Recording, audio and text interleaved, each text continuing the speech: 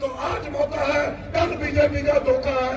आपसे रुखसत लेते हुए जय हिंद, जय भारत, जय जवान, जय किसान। मैं गुजारिश करूंगा श्री पवन जी वो मोमेंटो देंगे हमारे कॉन्स्टिट्यूशन के निर्माता श्री अम्बेडकर साहब का जो फोटोग्राफ है उसको प्रेजेंट करेंगे हमारे मुख्य मेहमान श्री सचिन पाल। अलग अलग दल के नेताओं को साथ लेना, इतने बड़े देश में महाराष्ट्र, उत्तर प्रदेश, बंगाल, बिहार, हर जगह हमने अलायंस बनाया कि बीजेपी की जो नकारात्मक सोच है उसका जवाब देने के लिए। और मैं धन्यवाद देना चाहता हूं देश के लोगों को कि उन्होंने बीजेपी का जो घमंड था, जो आक्रमण की राजनीति करते थे, उसको आईना दिखाया। जो 303 इन 100 दिनों में आपने क्या किया? जो बिल पार्लियामेंट में लेके आए उसको वापस करना पड़ गया। 2-2 बैसाखियों में आपको आगे चलना पड़ रहा है, मजबूरी में आप टाइम निकाल रहे हो। और ऐसे मौके पर जब चुनाव जम्मू कश्मीर में हो रहे हैं, आपको एक पॉजिटिव रोल प्ले करना चाहिए। केंद्र की सरकार डराने का काम करती है, कहती है अगर कांग्रेस और एनसी की सरकार बन गई तो यहाँ आतंकवाद बढ़ सकता है, यहाँ अलगाववाद बढ़ सकता है। और जब आपने सरकार बनाई पीडीपी के साथ, उसका कोई जवाब नहीं। आपने जम्मू कश्मीर के लोगों को गवर्नर साहब के राज में क्या राहत दी है, मुझे बताइए। आपने मीटर की बात करी, ऐसे स्मार्ट मीटर ना तो बंबई में है, ना कलकत्ता में, ना अहमदाबाद में है, तो जम्मू में क्यों है? क्योंकि यहां के लोग बोल नहीं सकते, यहां के लोग विरोध नहीं कर सकते। आप कलम चलाकर उनके बिजली के बिल जो 250, 300, 500 के थे, 4000, 5000, 6000 का बिल आ रहा है, कोई पूछने वाला नहीं है। जब तक जनता के लोग सरकार नहीं चलाएंगे ऐसे ही होगा, अफसरशाही हावी रहती है। अब गवर्नर साहब को क्या मतलब है कि लोग खुश हैं, दुखी हैं, उनको अपना प्रशासन चलाना है, सत्ता चल रही है। और हर जगह बीजेपी बोलती है डबल इंजन, डबल इंजन। मैंने कहा भी, मैं रजौरी में था, कुंज में, मैंने कहा ये ऐसा इंजन है डबल इंजन कि दिल्ली वाला तो राहुल जी हम सब ने सीज कर दिया, और श्रीनगर का जो इंजन था वो सिर्फ धुआं फेंकता है, काम वाम नहीं करता है। तो ये समय बदल गया, पूरे देश में बदलाव हो रहा है। और इसीलिए आज मैं भल्ला साहब के लिए वोट मांगने आया हूं। अब ऐसी आदत सी पड़ गई है पिछले 20 सालों में, रमन भल्ला जी का कोई चुनाव ऐसा नहीं है जहां मैं वोट मांगने आपके लिए नहीं आया हूं। और स्वर्गीय पायलट साहब भी आपके लिए हमेशा वोट मांगने आते थे। आपको सरकार में अहम जिम्मेदारी देकर पार्टी ने मौका दिया काम करने का। और मैं समझता हूं वही कारण है कि आज राहुल गांधी जी ने दोबारा जनता पे विश्वास करते हुए आपको यहाँ अपना मैंडेट देकर भेजा है चुनाव लड़ने के लिए। मुझे पूरा विश्वास है कि सरकार हमारी बनेगी। और मैं आपको और बताना चाहता हूँ, हरियाणा जहाँ बीजेपी की सरकार 10 साल से है, वहां जाना तय है। 2/3 बहुमत से कांग्रेस पार्टी की सरकार बनने जा रही है। और ये जो लोग आज प्रधानमंत्री जी ने कैबिनेट में फैसला लिया, 1 नेशन 1 इलेक्शन।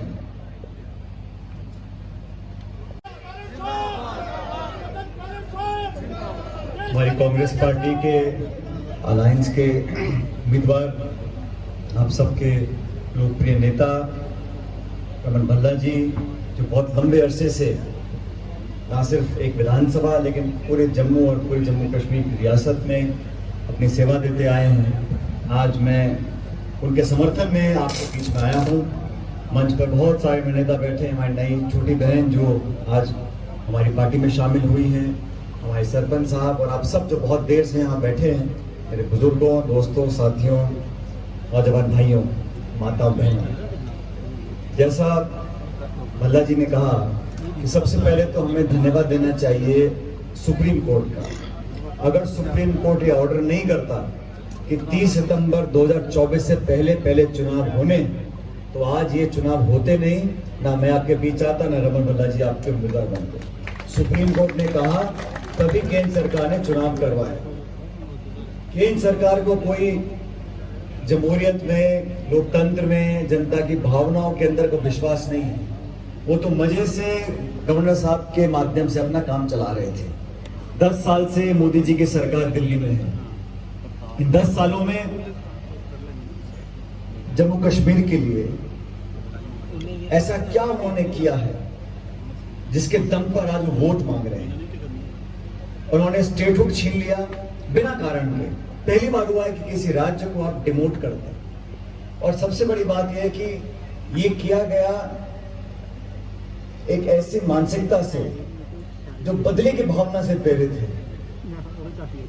अपनी ताकत, अपने बल का प्रयोग कर कर बिना किसी से पूछे, बिना सलाह करे आपने ऐसा काम किया।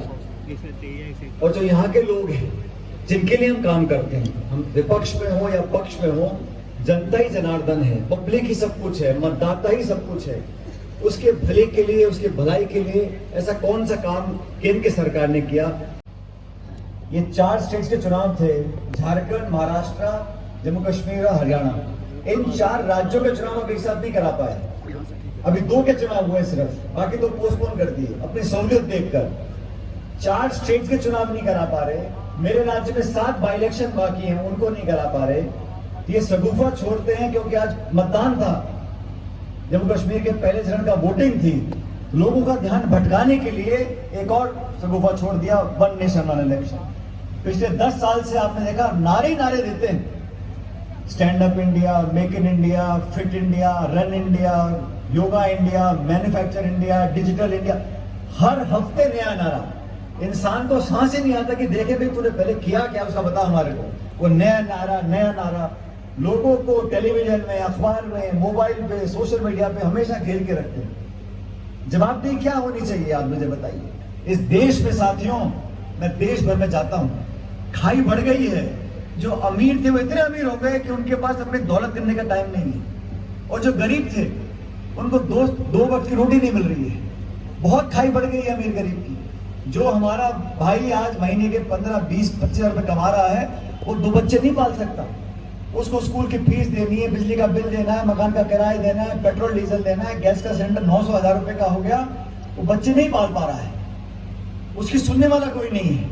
बस मंदिर, मस्जिद, हिंदू, मुसलमान, इसके अलावा कोई और तीसरा नारा नहीं।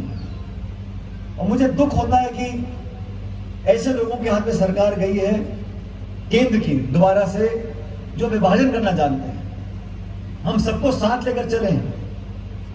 बहुत पुरानी पार्टी है, सारे मजहब, सारे धर्म, सारे बोली, भाषा, सबको साथ लेकर हम चलकर इस खूबसूरत देश को हम लोगों ने सेवा करने का काम किया।